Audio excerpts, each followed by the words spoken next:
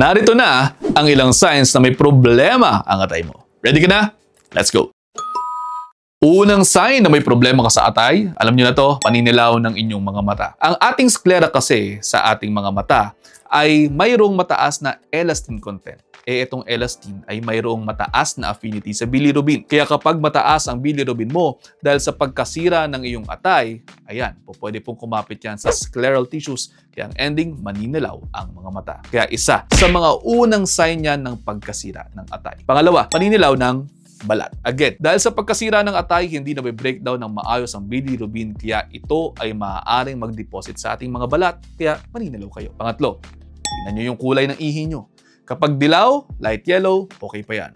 Pero kapag naging dark na yan o parang syrup-colored na yan na parang dark brown, pwede pong ang dahilan yan ay liver disease. Dahil nga po sa pag-accumulate ng bilirubin at na-excrete ang bilirubin sa urine. Pang-apat na sign, pagkatapos ng ihi, tingnan nyo rin po ang kulay ng inyong dumi. Kapag ang dumi ninyo ay pale or clay-colored, maaari pong nagkakaroon ng problema ang atay ninyo. Panglima, pamamanas. Maaaring hindi nakaka-form ng maayos na protina ang inyong atay kaya walang nagpapanatili ng oncotic pressure at ang ending nito, ang pasyente ay maaaring mamanas. Kapag kaganyan, best talaga na magpatingin sa inyong mga doktor para makasigurado tayo dahil marami pang ibang dahilan ang pamanas. Pwede sa puso, pwede rin sa bato. Hindi naman po natin masasabi ang lahat sa isang video lamang. Best pa rin po na nagpapakonsulta sa isang maalam na doktor. Yung ibang pasyenteng mayroong problema sa atay, pwede rin po silang makaranas ng problema sa pagdadigest ng fats, pagkawala ng muscle or muscle wasting, konting brain impairment at pangangati na walang rashes. Again, walang rashes. Para mawala ang mga sintomas na yan, pinakamainam na maimbestigahan ang pinagmulan. Meron bang infeksyon tulad ng hepatitis B o C? Madalas bang mag-inom ng alak ang pasyente? Exposed ba sa mga chemicals o mga drugs? Meron bang autoimmune disease? May problema sa anatomy?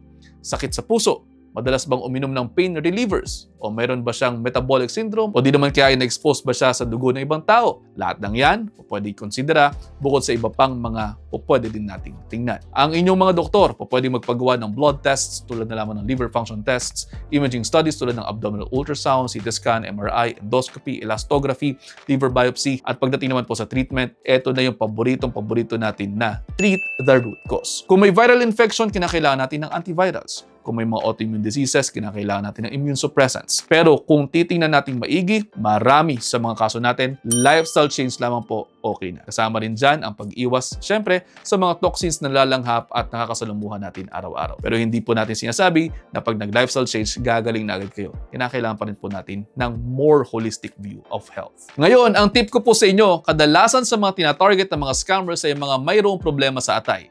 Please do not fall victim sa mga nagte-take advantage nito. Lalo na yung magbebenta sa inyo ng pagkakamahal-mahal naman mga supplements na sasabing tanggalin na ang mga maintenance ninyo dahil nakakasira sa atay. Hindi yung tunay. Marami na po ang napahamak, huwag na kayong dumagdag. Please. At sana po mayroon kayo natutunan. Kung mayroon man, paki-like at share po sa inyong mga kaibigan, baka sakaling mas marami pa tayong matulungan. See you next time. Ingat.